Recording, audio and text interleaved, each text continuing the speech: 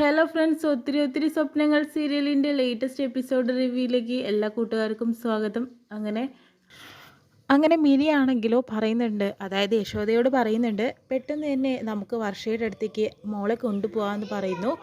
ആ സമയം യശോദ സമ്മതിക്കുന്നില്ല. അങ്ങനെ കൊണ്ടുപോകണ്ട എന്ന രീതിയിലാണ് കേട്ടോ പറയുന്നത്. പക്ഷേ നമ്മുടെ മീരയാണെങ്കിലോ നന്നായിട്ട് തന്നെ യശോദയോട് സംസാരിക്കുന്നുണ്ട്. ഒരിക്കലും തന്നെ ഇങ്ങനെ ചെയ്യരുത്. കാരണം ആർച്ചമോളെ ഒത്തിരി ഇഷ്ടപ്പെടുന്ന ഒരാളായിരുന്നു വർഷ. അവൾക്ക് ഈ അഗതി വന്നത് നമ്മൾ അതിന് എന്തെങ്കിലും ചെയ്തു കൊടുത്തേ പറ്റൂ. നമുക്ക് പറ്റുന്ന രീതിയിൽ നമ്മൾ അതിനനുകൂലിച്ച് തന്നെ എന്തെങ്കിലും ചെയ്യണം. മോളെ കൊണ്ടുപോകണമെന്ന് പറയുന്നു. അവളുടെ ഉദ്ദേശം എന്താണെന്ന് നിനക്കറിയില്ല മിനി. കാരണം എന്ന് വെച്ചിട്ടുണ്ടെങ്കിൽ അവൾക്ക് ആർച്ചമോളെ വേണം. അവൾ സ്വന്തം അമ്മയായിട്ട് കരുതുകയാണ് ആർച്ചമോൾ തൻ്റെ മകളാണെന്നുള്ളത്. അതുകൊണ്ടാണ് ഇങ്ങനെയൊക്കെ അവൾ വരുത്തി വയ്ക്കുന്നത്. ആർച്ചമോളെ ഇനി അവളുടെ കയ്യിൽ കിട്ടിയാൽ ഒരിക്കലും തന്നെ ആർച്ചമോളെ ആർക്കും അവൾ വിട്ടുകൊടുക്കില്ല എന്നും പറയുന്നുണ്ട്.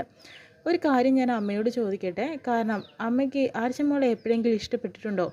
ഇന്നേ വരെ ആ കുഞ്ഞിനോട് നല്ല രീതിയിൽ അമ്മ സംസാരിച്ചിട്ടുണ്ടോ എന്നൊക്കെ മീര ചോദിക്കുന്നുണ്ട്. ആ സമയത്ത് യശോദയ്ക്ക് ഒന്നും തന്നെ പറയാനില്ല. സത്യമായിട്ടും തൻ്റെ മകളുടെ കുഞ്ഞായിട്ട് പോലും ആ സ്ത്രീ അതിനോട് അത്ര അടുപ്പൊന്നും കാണിച്ചിട്ടില്ല, നോക്കുന്നുണ്ട് എന്ന് മാത്രമേ ഉള്ളൂ എന്ന് പറയുന്നു കേട്ടോ. ആ സമയത്ത് വിവേക് വർഷയുടെ അടുത്തേക്ക് തന്നെ ചെല്ലുന്നുണ്ട്. എന്നിട്ട് വർഷയോട് വളരെ സ്നേഹത്തോടുകൂടിയും സങ്കടത്തോടുകൂടി സംസാരിക്കുന്നുണ്ട്. നിനക്ക് തന്ന വാക്ക് എനിക്ക് പാലിക്കാൻ സാധിച്ചില്ല വർഷ. കാരണം മോളെ കൊണ്ടുവരാൻ നോക്കിയപ്പോൾ അവരതിന് സമ്മതിച്ചില്ല. അവരൊരിക്കലും മോളെ വിട്ടുതരില്ലാമെന്നും നിൻ്റെ അടുത്തേക്ക് വരാൻ സമ്മതിക്കില്ല എന്നുമാണ് പറഞ്ഞിരിക്കുന്നത്. പക്ഷേ ഞാൻ പ്രതീക്ഷ കൈവിട്ടിട്ടില്ല കേട്ടോ. അവളെ ഞാൻ എന്തായാലും നിൻ്റെ മുന്നിൽ കൊണ്ടുപോയി എത്തും. പക്ഷേ ഇപ്പോൾ എനിക്കത് സാധിച്ചില്ല എന്ന് പറഞ്ഞിട്ട് വർഷയോട് മാപ്പ് പറയുന്നു കേട്ടോ. ഞാൻ പരിശ്രമിച്ചു, പക്ഷെ നടന്നില്ല എന്ന് പറയുന്നുണ്ട്. പക്ഷേ മിനിയാണെങ്കിലോ യശോദയോട് നന്നായിട്ട് തന്നെ വാക്ക് തർക്കത്തിൽ ഏർപ്പെടുന്നുണ്ട്. കാരണം എന്ന് വെച്ചിട്ടുണ്ടെങ്കിൽ എങ്ങനെയെങ്കിലും മോളെ കൊണ്ട് വർഷയുടെ അടുത്ത് ചെല്ലണം.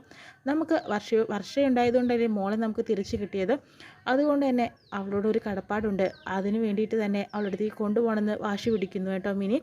പിന്നീടാണെങ്കിലോ വിവേക്, നീ ഇങ്ങനെ കരയല്ലേ, എന്തായാലും മോളെ ഇപ്പോൾ കിട്ടിയില്ലെങ്കിൽ എന്ത് ചെയ്യാൻ പറ്റും? വർഷം എന്തായാലും എണീക്കും, നമ്മൾ അതിന് വേണ്ടി വെയിറ്റ് ചെയ്യാമെന്ന് പറയുന്നു കേട്ടോ. ആ സമയത്ത് ഞാൻ എന്തായാലും പോട്ടെ എന്ന് പറയുന്നു.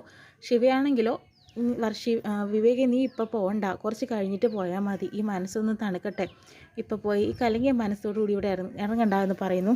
അതൊന്നും കുഴപ്പമില്ല ശിവ, ഞാൻ പോവുകയാണെന്ന് പറഞ്ഞിട്ട് വിവേക് പോകുന്നുണ്ട്.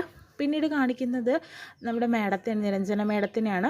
പെട്ടെന്ന് തന്നെ ആ ഒരു മയക്കുമരുന്നിൻ്റെ ഉറവിടം കണ്ടെത്താനുള്ള ശ്രമത്തിലാണ് കേട്ടോ മാഡവും അവരുടെ സംഘവും. പെട്ടെന്ന് ഒരു കോൾ വരുന്നുണ്ട്. അപ്രതീക്ഷിതമായിട്ട് ഒരു എമർജൻസി കോളായിരുന്നു കേട്ടോ അത്. പിന്നീടാണെങ്കിലോ വിവേകിനോട് വിളിച്ച് നമ്മുടെ മീര സംസാരിക്കുന്നുണ്ട്. പെട്ടെന്ന് തന്നെ മോളെ കൊണ്ടുവരാൻ നമുക്ക്. അങ്ങനെ വിവേകും മീരയും അതുപോലെ തന്നെ യശോദയും മോളെ കൂട്ടിക്കൊണ്ട് പോകുന്നു. മീരയാണെങ്കിലോ ചോദിക്കുന്നുണ്ട് വിവേകിനോട്, വിവേക് എന്ത് പറ്റിയതാണ് വർഷയ്ക്ക് എന്ന് ചോദിക്കുന്നു. അപ്പോൾ കല്യാണ സമയത്ത് ആ ആക്സിഡൻറ്റിനെ കുറിച്ചെല്ലാം തന്നെ വളരെ വിശദമായിട്ട് തന്നെ അവിടെ സംസാരിക്കുന്നു കേട്ടോ.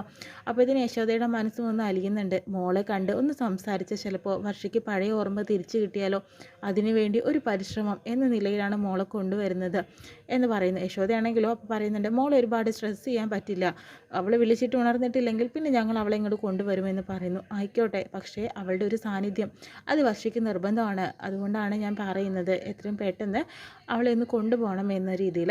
പിന്നീടാണ് കാണിക്കുന്നത് കാവേരിയെ തന്നെയാണ് കേട്ടോ. ആ ഇഞ്ചക്ഷൻ ഇന്നും വർഷയിൽ നിക്ഷേപിക്കാനായിട്ട് നോക്കുന്നു. പക്ഷേ അതിനും ഇന്ന് സമ്മതിക്കുന്നില്ല. കാരണം എന്ന് വെച്ചിട്ടുണ്ടെങ്കിൽ പെട്ടെന്ന് ആ ഇഞ്ചക്ഷൻ എടുക്കുന്നുണ്ട്. വർഷയാണെങ്കിലോ എല്ലാം അറിഞ്ഞിട്ടും ഒന്നും പ്രതികരിക്കാൻ പറ്റാത്തൊരവസ്ഥയിൽ ഇരിക്കുമല്ലേ.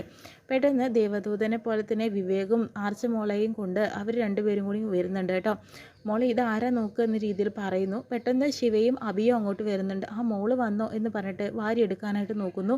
വിവേക് വേഗം വർഷയുടെ അടുത്തേക്ക് കൊണ്ടുപോകും, എന്നിട്ട് വർഷയോട് ഒന്ന് വിളിക്കാൻ പറയും എന്നൊക്കെ പറയുന്നു. അങ്ങനെ മോളെ നീ ഇത് കണ്ടോ, ഇതാരാണെന്നുള്ളത് നിൻ്റെ ചേച്ചിയാണ് വർഷ ചേച്ചി. വർഷ ചേച്ചിക്ക് ഇപ്പോൾ വയ്യ, അതുകൊണ്ടാണ് മോളെ ഒന്നും സംസാരിക്കാതെ കിടക്കുന്നത്. മോളെ ചേച്ചി ഒന്ന് വിളിച്ചേക്കേ എന്ന് പറയുന്നു. അങ്ങനെ വിവേക് വർഷയുടെ അടുത്തേക്ക് കുഞ്ഞിനെ കൊണ്ടുവന്നിട്ട് അങ്ങനെ മോളെ ചേച്ചി ഒന്ന് വിളിക്കും മോളെ എന്ന് പറഞ്ഞിട്ട് വിളിപ്പിക്കുന്നുണ്ട് കേട്ടോ. ഒരുപാട് പ്രാവശ്യം വിളിക്കുന്നുണ്ട്. പക്ഷേ നമ്മുടെ വർഷയ്ക്ക് ഒരു അനക്കവും ഇല്ല കേട്ടോ. കാരണം വർഷ ആ ഒരു കിടപ്പ് തന്നെയാണ്. പെട്ടെന്ന് നമ്മുടെ മേഡമൊക്കെ വരുന്നുണ്ട് കേട്ടോ. കാരണം അവിടെ ആരും മയക്കുമരുന്ന് കഴിച്ചിട്ട് മരണപ്പെട്ടിട്ടുണ്ട്. അതറിയാൻ വേണ്ടിയിട്ട് തന്നെ. പക്ഷേ അത് അമിതമായ ഉപയോഗം കാരണമാണ് ഇങ്ങനെ സംഭവിച്ചത്. ആ സമയത്ത് നമ്മുടെ അഞ്ചു അതിൽ വരുന്നുണ്ട് കേട്ടോ. അപ്പോൾ അവിടെ എന്താ ആൾക്കൂട്ടം എന്ന് ചോദിക്കുന്ന ഒരാളോട്. അപ്പോൾ പറയുന്നുണ്ട് അവിടെ മയക്കുമരുന്ന് ഒരുപാട് ഉപയോഗിച്ചിട്ട് ഒരു ചെക്കൻ കൊലപ്പെട്ടിട്ടുണ്ടെന്ന രീതിയിൽ പറയുന്നു. ആ സമയത്ത് ആ ചെക്കനെ എന്തായാലും അഞ്ചു കണ്ടിട്ടുണ്ട്. പക്ഷെ അത് അടുത്തേക്ക് പോവാത്തത് കാരണം അഞ്ചു തിരിച്ചറിയാതെ വേഗം പോവുകയാണ് കേട്ടോ ചെയ്യുന്നത്. ചിലപ്പോൾ അയാളെ കണ്ടാൽ കുറച്ചൊക്കെ കാര്യങ്ങൾ അഞ്ജുവിന് മനസ്സിലാവും എന്നുള്ളത് മനസ്സിലാക്കാം. പക്ഷേ അത് കാണാനുള്ള അവസരം അവിടെ പറ്റുന്നില്ല കേട്ടോ. പിന്നീടും ആർച്ചമോള് വർഷയെ വിളിച്ചുകൊണ്ടേയിരിക്കുകയാണ്. പക്ഷേ ആർച്ചമോളുടെ ആ വിളിയിലൊന്നും നമ്മുടെ വർഷ കണ്ണ് തുറക്കുന്നില്ല കേട്ടോ. വളരെയധികം അങ്ങനെ കിടക്കുന്നു. ഇത് കാണുന്ന വിവേക് ഒരുപാട് തളർന്നു പോവുകയാണ്. കാരണം ഇനി എന്ത് ചെയ്യും? ഇതും കൂടി ഈ ഒരു പ്രതീക്ഷയായിരുന്നു തൻ്റെ മുന്നിലുണ്ടായിരുന്നത്. അതും ഇപ്പം നഷ്ടപ്പെട്ട പോലെ ആയാലോ. ഇനി വർഷം എപ്പോഴാണ് എണീക്കുക എന്ന രീതിയിൽ വർഷയെ കണ്ട് വർഷം നീ ഒന്ന് എണീക്ക്, ഇതാ മോള് വിളിക്കുന്ന കണ്ടില്ലേ ആർച്ച മോള്, നിന്നെ കാണാതെ അവൾ ഒത്തിരി വിഷമിക്കുന്നുണ്ട്, നീ എണീക്കെന്നൊക്കെ പറയുന്നു. പക്ഷേ ചേച്ചിയെ വിളിച്ച് ഉമ്മയൊക്കെ കൊടുക്കുന്നുണ്ട് ആർച്ചക്കുട്ടി. പക്ഷേ അതിലൊന്നും നമ്മുടെ വർഷ എണീക്കുന്നതായിട്ട് കാണിക്കുന്നേ ഇല്ല കേട്ടോ. വിവേകിന് സങ്കടം വന്ന് കരയുന്നു. അപ്പോൾ തന്നെ മീന പറയുന്നുണ്ട്, വിവേക് ഇങ്ങനെ വിഷമിക്കേണ്ട, ഇപ്പം നമ്മൾ ആർച്ചമോളെ കൊണ്ട് വിളിപ്പിച്ചേലേ ഉള്ളൂ. ഇത് മനസ്സിലാക്കാൻ വർഷയ്ക്ക് കുറച്ച് സമയം വേണ്ടി വരും. അതുകൊണ്ടാണ് അവളിങ്ങനെ എണീക്കാതെ ഇരിക്കുന്നത്. ഒരു കാര്യം ചെയ്യ്, ഒന്നുകൂടി നമുക്ക് ശ്രമിച്ച് നോക്കാം. മോളെ കൊണ്ട് വിളിപ്പിക്കാൻ പറ്റും. കുറച്ച് സമയം കഴിഞ്ഞിട്ട് വീണ്ടും നമുക്ക് മോളെ കൊണ്ട് ഒന്നുകൂടി വിളിപ്പിച്ച് നോക്കാമെന്ന് പറഞ്ഞ് വിവേകിനെ സമാധാനപ്പെടുത്തുന്നു. വിവേക് ഇത് കണ്ടിട്ട് വിഷമത്തോടു കൂടി കരയാണ് കേട്ടോ. പിന്നീടാണെങ്കിലും എന്നാൽ കുറച്ച് നേരം മോളെ മാറ്റി നിർത്താമെന്ന് പറഞ്ഞിട്ട് മോളെ കൊണ്ട് പോകുന്നു കേട്ടോ. ഈ ഒരു നിസ്സഹായാവസ്ഥ ആർക്ക് കണ്ടു നിൽക്കാനായിട്ട് സാധിക്കുന്നില്ല. കാരണം വർഷയുടെ മുന്നിലുള്ള ഒരു ആകെ ഓപ്ഷനായിരുന്നു ആർച്ചക്കുട്ടിയെ തെരഞ്ഞാണ് വർഷയുടെ മനസ്സ് എപ്പോഴും വേദനിച്ചുകൊണ്ടിരുന്നത്.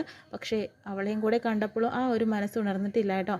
പിന്നെയാണെങ്കിലോ നമ്മുടെ ആരതിക്കാണെങ്കിലോ നല്ല ദേഷ്യം വരുന്നിട്ടുണ്ട് അതിനിടയിൽ. കാരണം ഇങ്ങനെ പോയ കാര്യം കൂടുതൽ വഷളാകും.